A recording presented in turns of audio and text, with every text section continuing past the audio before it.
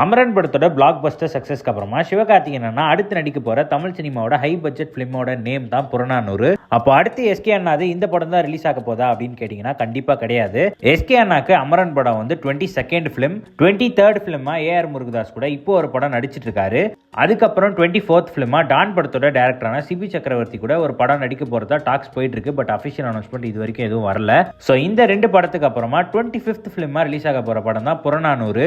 அந்த படத்தோட பூஜையை தான் டிசம்பர் 14 தானே இன்னைக்கு சென்னையில போட்டிருக்காங்க. அதோட எக்ஸ்க்ளூசிவ் ஸ்டில்ஸ் தான் நீங்க இப்போ பார்த்துட்டு இருக்கீங்க.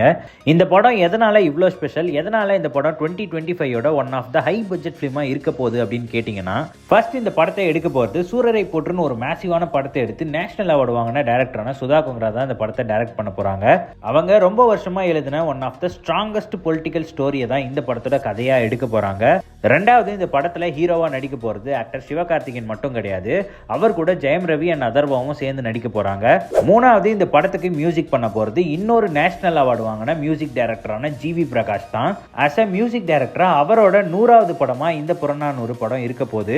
ஸோ இவ்வளோ மேசிவா உருவாக போற இந்த படத்தோட பட்ஜெட் எவ்வளவு இருக்கும் அப்படின்னு எக்ஸ்பெக்ட் பண்றாங்கன்னா, கிட்டத்தட்ட 250 crore இந்த படத்தோட பட்ஜெட்டா இருக்கலாம் அப்படின்னு இன்ஃபர்மேஷன் கிடைச்சிருக்கு. ஸோ 2025ல தமிழ் சினிமாவோட one of the most important and hyped ஃபிலிமா இந்த புறநானூறு படம் கண்டிப்பா இருக்கும். அண்ட் இன்னொரு இம்பார்ட்டன்டான விஷயம் என்னன்னா, இந்த படம் வந்து எஸ்கே அண்ணா நடிக்க இருந்த படமே கிடையாது. ஆக்சுவலா இந்த படத்தை முதல்ல ஆக்டர் சூர்யா தான் நடிக்க இருந்தாரு. பட் அன்பார்ச்சுனேட்லி அவர் இந்த படத்துல நான் நடிக்க மாட்டேன் அப்படின்னு சொல்லி விலகிட்டாரு. அவரு விலகினதுக்கு காரணம் இந்த படத்தோட கதை நல்லா இல்லை அப்படின்லாம் கிடையாது.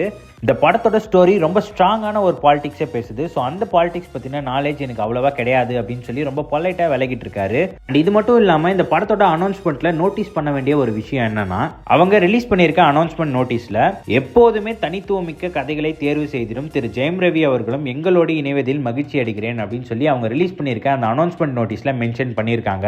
இது மூலமா ப்ரொடக்ஷன் கம்பெனி என்ன சொல்றாங்கன்னா, மற்ற படங்களோட கதை மாதிரி இல்லாம இந்த படத்தோட கதை ரொம்பவே தனித்துவமா இருக்கும், அதனாலதான் ஜெயம் ரவி இந்த படத்தோட ஸ்டோரியும் சூஸ் பண்ணியிருக்காரு அப்படின்னு இன்டைரக்டா சொல்றாங்க. அண்ட் இன்னொரு இம்பார்ட்டன்டான விஷயம் என்னன்னா, இந்த படத்தோட டைட்டில் வந்து புறநானூறு தான் அப்படின்னு ப்ரொடக்ஷன் சைட்ல இருந்து இன்னும் அபிஷியலா அனௌன்ஸ் பண்ணல.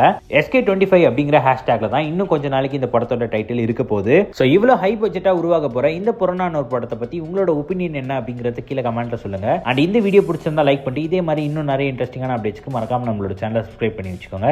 தேங்க்யூ.